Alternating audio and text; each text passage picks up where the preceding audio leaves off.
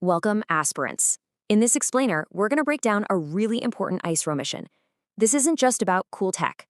It's crucial for understanding how India's space capabilities are growing and why self-reliance is such a big deal. All right, let's kick things off with a number that really sets the stage. 4,410 kilograms. Just think about that. That's the weight of the CMS-03, making it the heaviest communications satellite ever launched from Indian soil on an Indian rocket. That is a massive achievement. So here's our game plan. We're going to look at why this mission is such a big milestone. Then we'll meet the LVM-3 rocket itself, check out the CMS-03 satellite it was carrying, walk through the launch, and finally wrap up with why all of this matters. This is structured perfectly for your exam prep, so let's dive in. Okay, first up, why is this such a huge deal? Well, for a long time, whenever India needed to launch one of its heavier satellites, we had to rely on foreign rockets.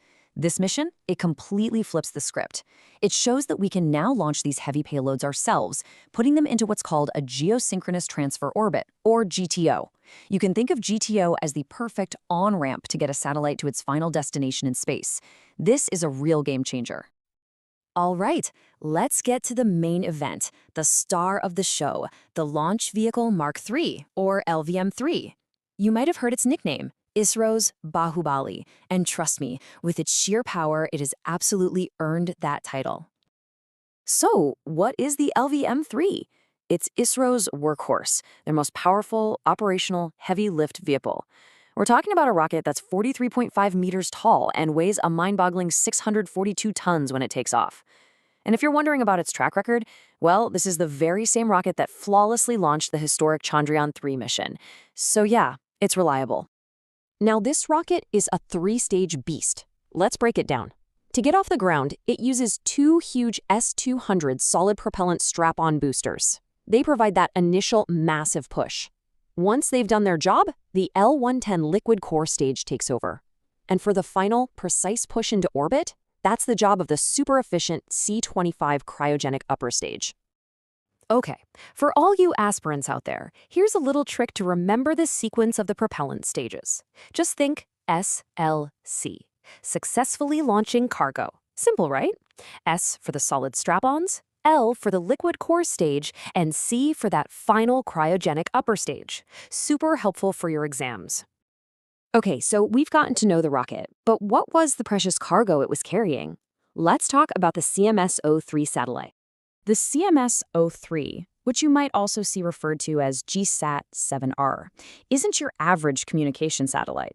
No, this is a dedicated military satellite. It's a really crucial strategic asset, specifically for the Indian Navy.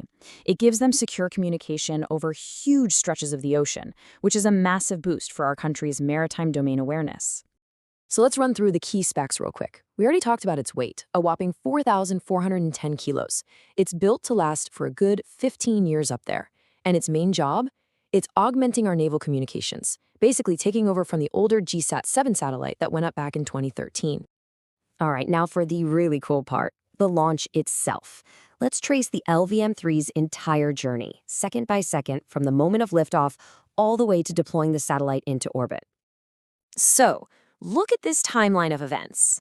At T0, bam, the two S-200 solid boosters fire up, and we have liftoff. A little over 2 minutes into the flight, those boosters separate and fall away. A minute after that, the payload fairing, that's the nose cone protecting the satellite, is jettisoned. Right around the 5-minute mark, the liquid core stage separates, and then the cryogenic stage ignites. It fires for a solid 10 minutes, pushing and pushing, until it places the CMS-03 satellite exactly where it needs to be. But here's a question for you. Getting the satellite into orbit was obviously the primary mission, but was there a hidden objective? ISRO actually had a secret side quest on this flight. Any idea what it could be? This is it. For the very first time, after deploying the satellite, ISRO managed to successfully reignite the C-25 cryogenic stage. Now, why is this such a big deal? Because it proves the engine can be shut down and then restarted in space. This is the key to launching multiple satellites into different orbits on a single mission. It's like turning your rocket into a space delivery van that can drop off packages at multiple addresses. So let's zoom out for a second and think about the big picture. This entire mission is a fantastic example of Atmanirbhar Bharat in action. You know, the vision of a self-reliant India. And there's no better place to see that than in the super high-tech field of space. Just look at this comparison. It tells the whole story. Back in 2013, the older GSAT-7 satellite had to be launched on a European Ariane 5 rocket. Fast forward to today, and its bigger, heavier replacement, CMS-03, is launched right from our own soil on our own rocket. We've gone from foreign dependence to complete strategic autonomy. That's an incredible journey. And you can really feel the national pride in these words from the Prime Minister. It's a testament to the fact that our space sector has become a symbol of excellence and innovation. It's just a fantastic tribute to the decades of hard work by everyone at ISRO. Okay, we're getting near the end, so let's consolidate everything. This is where we pull together all the key takeaways for your exam prep. You'll definitely want to pay close attention here. So let's quickly run through the key concepts and jargon. First, LVM3. That's our heavy lift launch vehicle. CMS-03 or GSAT-7R, the multi-band communication satellite for the Navy. GTO, Geosynchronous Transfer Orbit. That's the intermediate orbit, the on-ramp. The cryogenic stage, C25, that's the super efficient upper stage. And of course, Atmanirbhar Bharat, the guiding principle of self-reliance. Make sure you know what each of these means. Now for the numbers, the facts and figures you've got to know. The rocket's height, 43.5 meters. Liftoff mass, 642 tons. The satellite's mass, 4,410 kilograms. Remember, the heaviest ever launched from India. And it's got a mission life of 15 years. Something really cool is that ISRO actually squeezed an extra 10% payload capacity out of the LVM3 for this mission. And don't forget that key event, the successful reignition of that C25 cryogenic stage. All high-yield facts for your exams. So, to sum it all up, what's the overarching significance here? Well, first, it's about technological independence. We don't need to rely on others for these heavy launches anymore. That gives us strategic autonomy, the ability to launch critical assets whenever we need to. It's also going to reduce costs in the long run.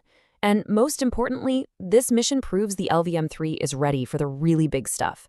Missions like Gaganyaan, our human spaceflight program, and even the future Bharat Antariksh Station. So as we finish up, I want to leave you with a thought. Now that the LVM3 has proven it can handle heavy lifting and has this new reignition capability, what's next?